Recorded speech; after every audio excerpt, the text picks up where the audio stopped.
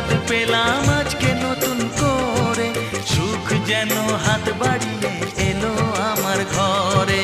স্বপ্ন আমার